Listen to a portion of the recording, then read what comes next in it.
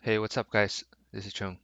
So this time, number 215, kth largest element in an array.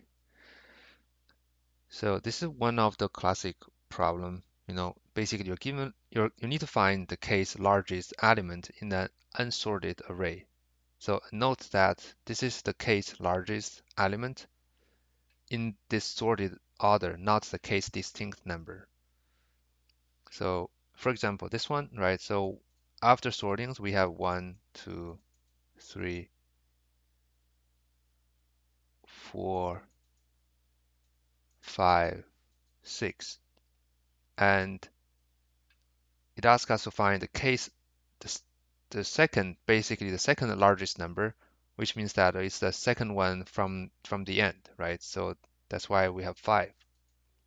So here we have 1, 2, 2, 3, 4. So in this case, right? So the fourth largest number is the first one from the end, which is the 4. Yep. So I mean the description is pretty straightforward, and so this one actually has a lot of not a lot of but some solutions. I'm going to try. I think today I'm going to try to talk about 3 solutions. All right, so let's get started. So the first one obviously is that the most naive implementation is that we simply sort. We sort everything and then we just get the case numbers from the end. Okay, so I mean that's we just need to sort, right? So nums dot sort, and then we simply return nums dot uh, minus k, right? Or you can use this, right? Or you can do this like n dot lambs uh, or n minus k. So this is the same thing, right? Basically, the case one from the left, so from the right equals to the n minus k one from left. Okay, so if I run this one, right? So this one we just yeah, so it just worked, right? Basically, so the case largest from the right is equivalent to n minus 1, the smallest from left. So in this case, right, so we have the second largest, which means that it's the 1, 2, 3, 4, 5. It's the fifth smallest number. Okay, so that's the first solution, and obviously this is like n log n, right? Solutions, and so obviously we want to find a better solution. Mm. So so the improvement we can make here, the first one is that is what is let's say the numbers is the n is huge, and but the k is relatively small. So how can we improve that? So since we only need to get the k's largest numbers, right? I think one of the so we can use priority queue. So basically, the priority queue will always store the top kth biggest number. And so the way it's doing is like this. So since in Python the priority queue is a mini queue, right? And we just do this. So we just every time we have like numbers here, right? We just every time we just do a heap queue. We push it, right? You heap queue dot heap push priority queue to the uh, for this number, and if the length of the priority queue is greater than k, so which means that we need to pop the top one. Okay,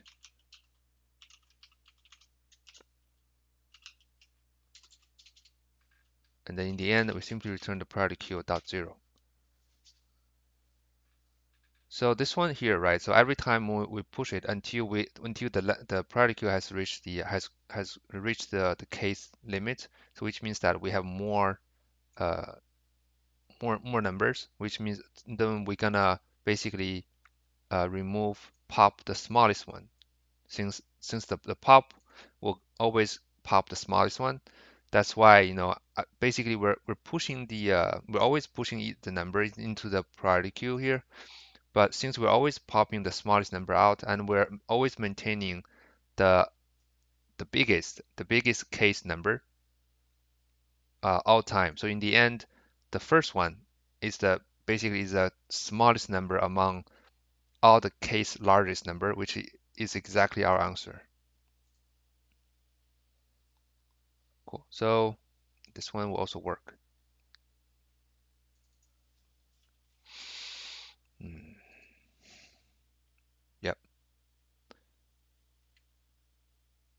And that's the second one, right? And oh, sorry. So for the second one, how about the time complexity?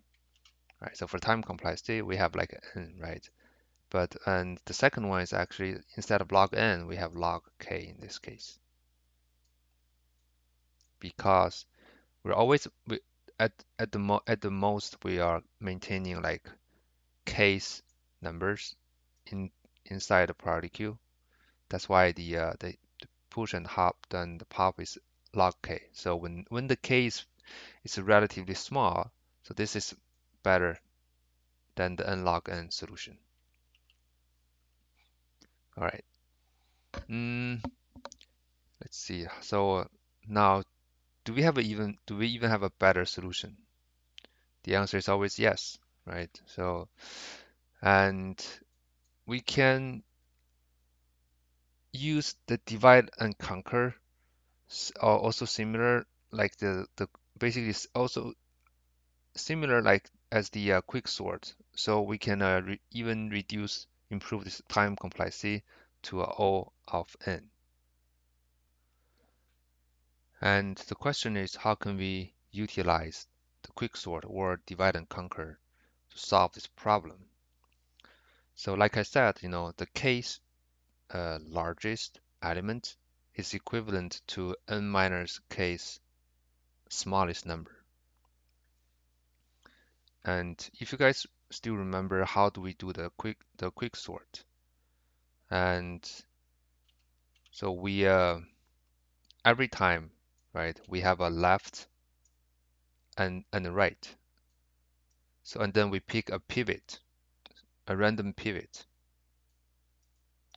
right in the middle. Okay, and then we move everything that's smaller than pivot to the left, of the pivot, and then we move everything that who is greater than pivot to the right of the pivot, so that the next time, uh, all we need to uh, consider is the left part of the pivot and the right part of the pivot. Basically, we're trying to we're constantly splitting the the array into two parts, because the pivot is already sorted, right? Sorry, the pivot is already fixed, so we only need to sort the left part and the right part. And how will this thing help us? Like I said, since all we need to find is that we just need to find the n minus k smallest number. And every time when we have a pivot, right? So if we have a pivot here, then we know, okay, so let's say if this pivot equals to 5, so we know that, I mean,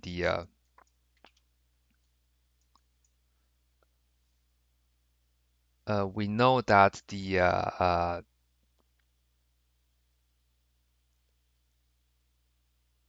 mm, so we'll know that, I mean, the numbers of 5, the numbers 5, basically, that's the fifth smallest number in the entire numbers, right? Because this pivot, it represents the final state, which is the index after after sorting all the numbers. So which means that every time when we have a pivot, we know that that's gonna be the that number will be the that that pivot index smallest number. So and let's say we have like pivot equals to 5, and let's say the k is equal to what? Let's say the k is equal to 3. Hmm. So if the k is equal to 3, it means that okay, so normally, once we have like I said, normally when we have like pivot, we need to go to left or right, right? But in this case, we don't even need to go to the right side because we know since 5 is greater than k, it means that sorry, uh, actually let's say this n minus k is equal to 3. Sorry, so this n minus k is equal to 3. Since the 5 is greater than 3, then we know, okay, so all we need to do is we just need to find the numbers on the left side, on this side, because that's going to be our third like smallest number, and vice versa, right? So if this 5 is smaller than n minus k, then we don't need to worry about the left part. Instead, we just need to go to the right part. So, for the quick sort, since an average, the time complexity will be n log n, right? But since we only need to consider one side, which means that actually we're removing this log n part. So the best case scenario, which means that if we choose the pivot index wisely or randomly enough, so we can reduce the time complexity from n log n to O of n. I mean, the worst case scenario is still like O of n squared, but the best case scenario will be O of n.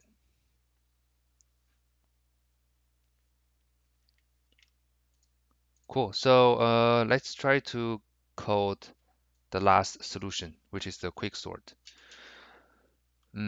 So for the quick sort, right? I mean, the first one is that we need to have like a partition function where we will be given like a left and right, and then we have a pivot, right? So I mean, I'm just going to use like fixed pivot, which means that I'm always using the last element as a pivot. So and the rest is just like the quick sort method, right? So we have for I in range of L uh, dot right and to right, and then we have a if numbers dot I smaller than the pivot, right? And then we move this number to the j's location. Basically, we swapped nums I, nums j,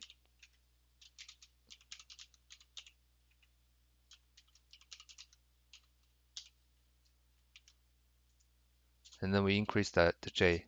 Sorry, this j is not 1. Sorry, this j is from left plus 1. And then in the end, see here we just need to swap the pivot, right? The pivot with with this one. Okay. Yeah, and then in the end we simply return the j, right? That's the quick sort partition method. And then the next one is the quick sort, right? So the quick sort and the recursive function. So we have like mm,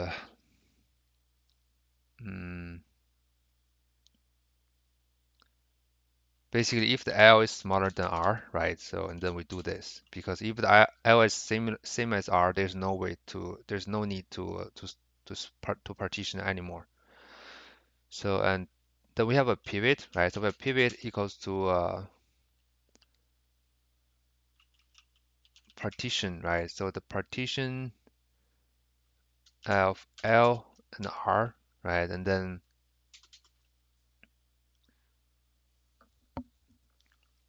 So for the quicksort template, right? So what we have is we're gonna have like the quicksort of L dot pivot -1, right? And then we have a quicksort of pivot +1 dot R, right? So that's the normal quicksort template. But in this case, like I said, so all we need to know is that if the pivot, right? So if the pivot is same as n minus k, then we simply return the numbers of the pivot. Let's call it pivot index, right? So this is pivot index because we know since the n minus k the n minus k smallest number is exactly the values we're looking for here. So that's why we can simply return that.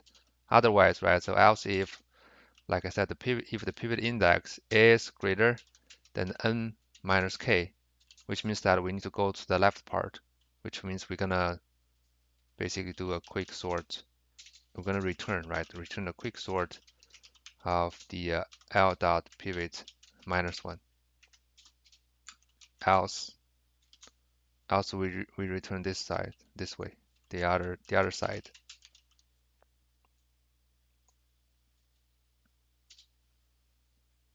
Mm,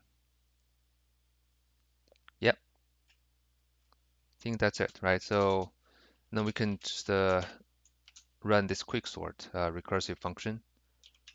It's gonna be this, right? Return quicksort 0 dot n minus 1, right? So let's run the code. Oh, okay, yeah, sorry.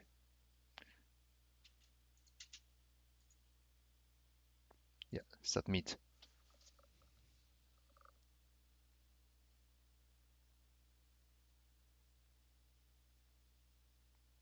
Oh, I see.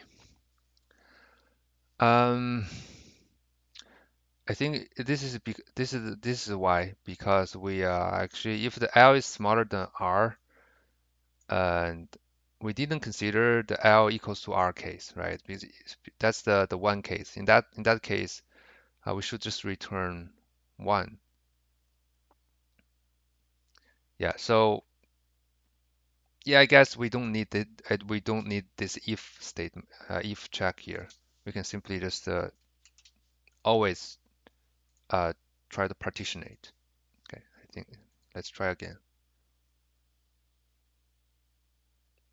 Yeah, so at least it passed. But so as you guys can see here, right? So this one is pretty slow, and the reason being is that we didn't choose the pivot index randomly. Instead, we're always like choose the last one, right, as a pivot.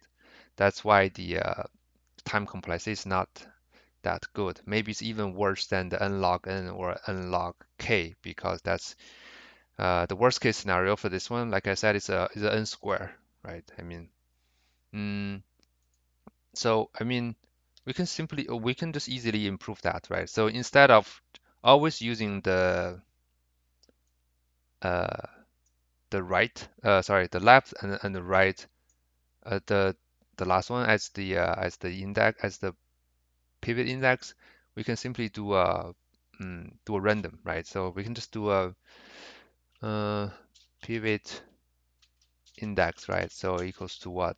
To the we can just use a rand int. Rand int from L to R, right? So that's we basically randomly pick a pivot index from L to R, and then so now uh, let's see, what can we do here? Mm, we can we can always basically we can always like move this pivot index to the end of the array, and then so that we can just keep the same for loop here. So we can just always do the pivot index and then the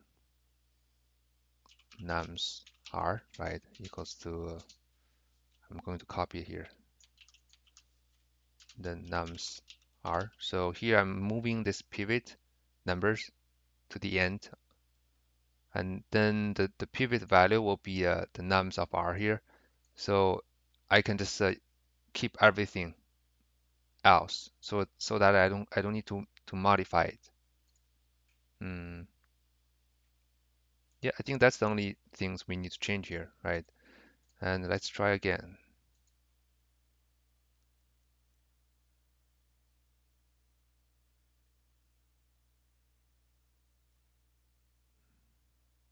Mm,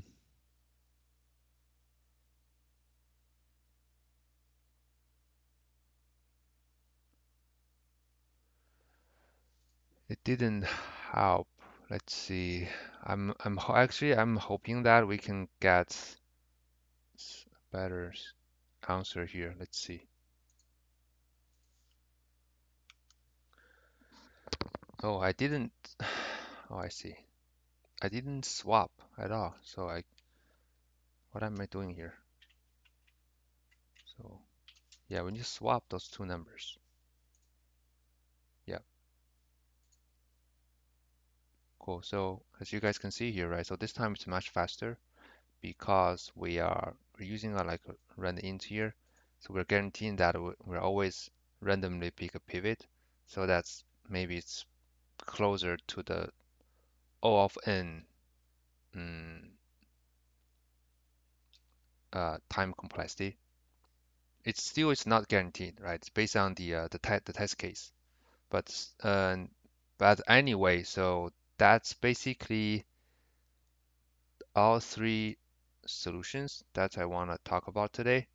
And yeah, I think the last one is pretty tricky. Not tricky in the sense of in the logic wise, but in the sense of utilizing the quicksort idea, right? Actually, you know, I if I remember, there are like some other problems that can also utilize the quicksort, and you know, so what I'm trying to say is that I mean, quicksort is not uh, basically it's very useful like technique. So it's not only it basically combines both the divide and conquer and also the pivoting thing, right? So mm, yeah, and other than that, I think that's pretty much I want to talk about for this problem. And yeah, thank you for watching this video, guys. Stay tuned. See you guys soon. Bye bye.